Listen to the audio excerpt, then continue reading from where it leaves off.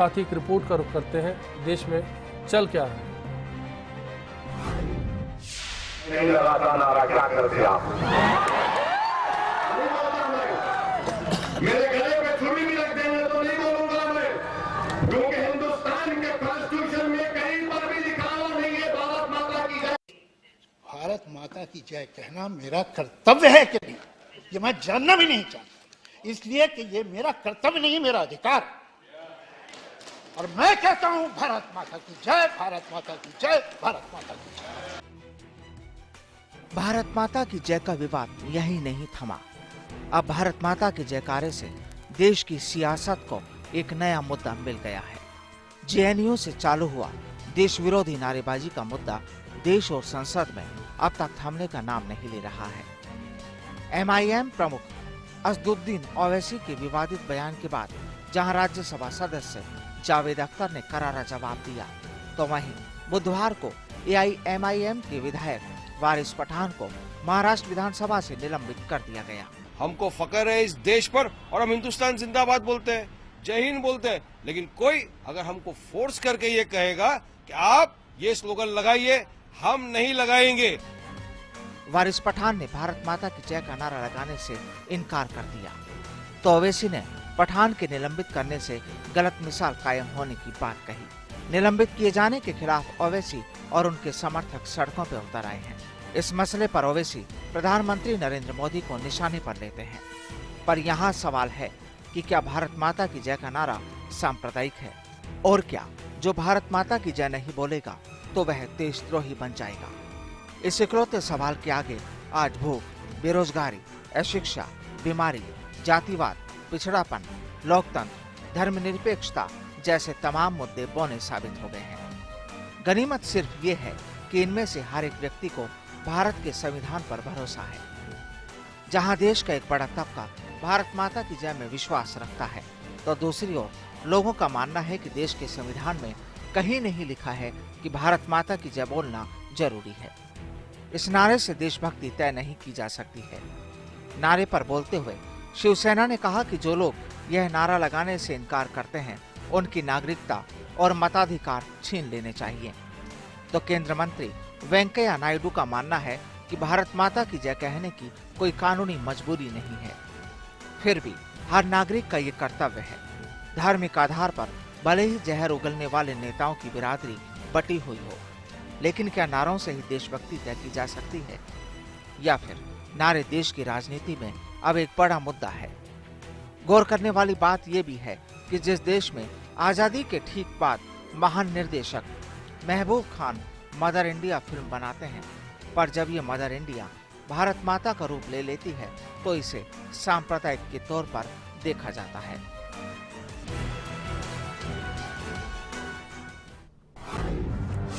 जाहिर है आपकी भी राय इसी मसले पर हम चाहते हैं कि क्या भारत माता की जय का नारा सांप्रदायिक है। firstindianews.com हमारा वेब पेज है, इसके साथ साथ फेसबुक या फिर ट्विटर के जरिए भी आप अपनी राय हम तक पहुंचा सकते हैं। सबसे पहले इकबाल साहब आपका रुख करना चाहूँगा, आपसे मैं समझना चाहता हूँ कि असदुद्दीन ओवैसी हैं या वारिस पठान साहब हैं, अगर उनको कुछ गलत लगता है भारत माता की जय बोलने में, जय हिंद बोलते हैं, तो ये जो फ़र्क है वो क्या फ़र्क महसूस किया गया? दरअसल ये और कुछ भी नहीं है। असदुद्दीन ओवैसी साहब भी राजनीति कर रहे हैं और दूसरी पार्टियां भी राजनीति ही कर रही हैं। ये कोई मुद्दा ही नहीं है। नॉन इशू को इशू बनाने की कोशिश की जा रही है और राजनीतिक रोटियां सेकी जा रही है। असदुद्दीन ओवैसी साहब को कौन गले पे छुरी रख रहा है और कौन उनसे ज़बरदस्ती कुछ कहलवाना चाह रहा है, तो ये तो कोई मसला ही नहीं है। असल में इसको मसला बनाया जा रहा है और अभी आपने ये मसला कौन बना रहा है, चलिए ये बता दीजिए फिर। ये मसला दोनों बना रहे हैं, असदुद्दीन ओवैसी साहब भी बनाना चाह रहे हैं और कहीं ना कहीं हमें तो ऐसा महसूस होता है, सही क्या है गलत क्या है ये तो पता नहीं, लेकिन ऐसा महसूस होता है कि ये कुछ नूरा कुश्ती जैसी कोई चीज़ चल रही है कि वो ऐसी कंट्रोवर्शियल बातें कह देते हैं जिससे पोलराइजेशन हो और उनको मुस्लिम वोट मिल जाए। और आपके मुताबिक जैसा कि जावेद अख्तर साहब कहते हैं, भारत माता की जय कहने में किसी मुस्लिम के लिए कोई एतराज वाली बात नहीं है। असल में ये तय कौन करेगा कि किसको क्या कहना चाहिए और क्या नहीं कहना चाहिए? बिल्कुल, हम भी यही जानना चाहते हैं। ये कौन तय करेगा? ये तो हमारा संविधान तय करेगा। हमारा संविधान कहीं किसी पर कोई बाध्यता नहीं लगाता कि उसको क्या बोलना चाहिए और क्या नहीं बोलना चाहिए। ये देश जो है किसी पर्टिकुलर समुदाय का नहीं है, ये सारे भारत के नागरिकों का देश है और सबको अपने अनुसार यहाँ पर रहने की आज़ादी है, अपने धर्म के अनुसार, अपनी मान्यताओं, अपनी आस्थाओं के अनुसार रहने की आज़ादी है। और फिर ये भी है कि हमारा संविधान, अगर किसी को लगता है कि भाई कोई पर्टिकुलर आप आजाद हैं, बोलना चाहिए, आप आजाद हैं कि आप जय हिंद बोले या भारत माता की जय बोले, बिल्कुल हम आजाद हैं, हैं। आपकी इच्छा है।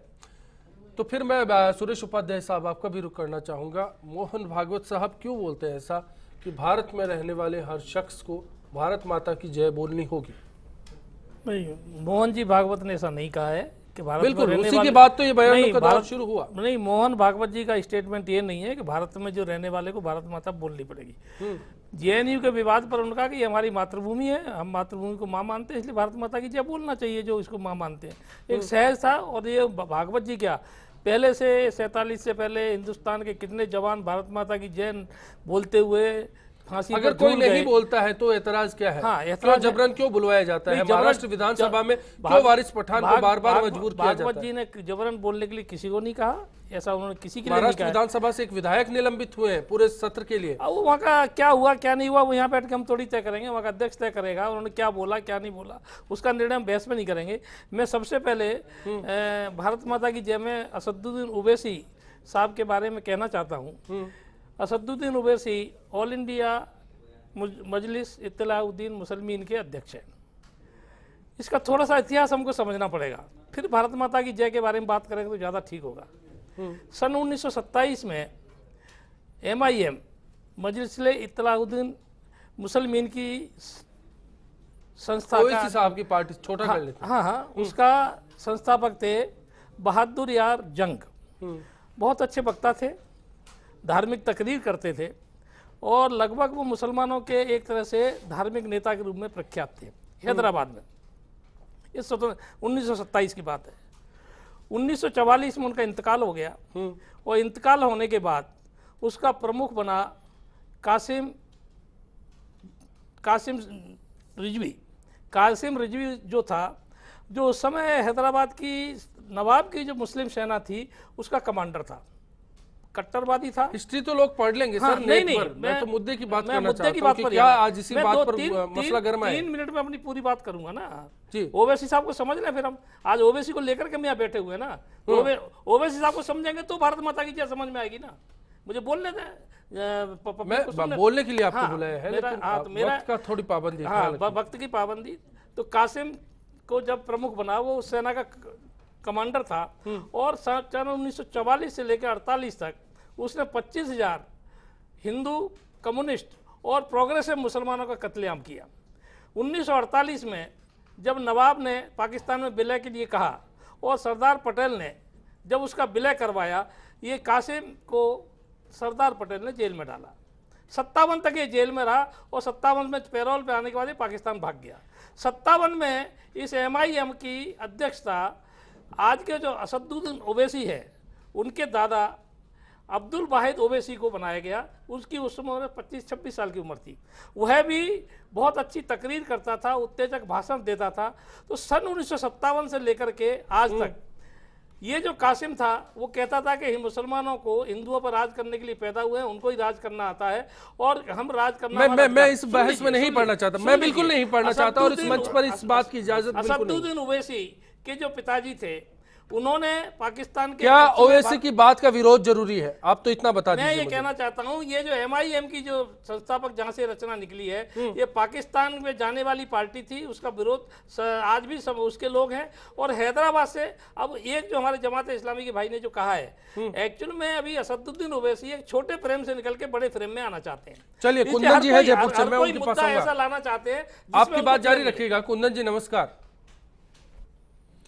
सर, मैं भारतीय जनता पार्टी के आपके कार्यकर्ता है, आपके वहाँ अभी टीवी पे बैठे हैं, लाइव शो पे चल रहे हैं। मैं इन आदमी से एक क्वेश्चन पूछना चाहता हूँ कि ये भारतीय जनता पार्टी एक माहौल बनाया गया है कि भारत माता की जय बोले, मैं इनसे ये पूछना चाहता हूँ, हम तो भारत में पैदा हुए हैं, हम भारत माता की जय तो हम स्कूल से लेके कॉलेज तक आज इस जीवन में बैठे हैं, भारत माता की जय ये लोग हमें सिखा रहे हैं। इनको ये पता ही नहीं है कि भारत माता की जय ये हम हमें सिखाएंगे। मैं इस सवाल को और थोड़ा सा सरल करके बयान दे आपके पास लेके आ रहा हूँ। कुंदन जी, बिल्कुल, मैं कैलाश चौधरी साहब हमारे साथ हैं। कैलाश जी, क्या कारण है कि बेवजह अपने शब्दों को किसी के मुंह में घुसेड़ा जा रहा है? ना बोले तो क्या फर्क पड़ जाएगा देश की सेहत? ऐसा है, भारत माता की जय बोलने में इनको तकलीफ क्या होती है, मुझे तो ये बताएं। आज से ये नारा नहीं बोला जा रहा, आज से ये नहीं बोला जा रहा है। और ऐसा कोई राष्ट्र नहीं है जो अपनी मातृभूमि से प्यार नहीं करता, वहाँ का व्यक्ति उसको मातृभूमि से प्यार नहीं करता। और भारत माता की जय, जो हमारी मातृभूमि है, हमारी भारत माता है, उसको जय बोलने में इनको तकलीफ कहाँ हो रही है? तकलीफ क्या है वो बता दे। ये तो सवाल उन्होंने किया ना, इकबाल साहब ने कहा जय हिंद बोले या फिर भारत माता की जय बोले, आजादी है। भारत माता बोलने में इनको तकलीफ क्या हो रही है वो बताए कि ये हमारे को तकलीफ है। ये तो क्या अब नारों से तय होगा कि कौन देश से प्रेम करता है और कौन नहीं करता है? नारों से ये तय होगा या ये चीज़ तय करेगी कि कौन देश के विकास में कितना रोल अदा करता है?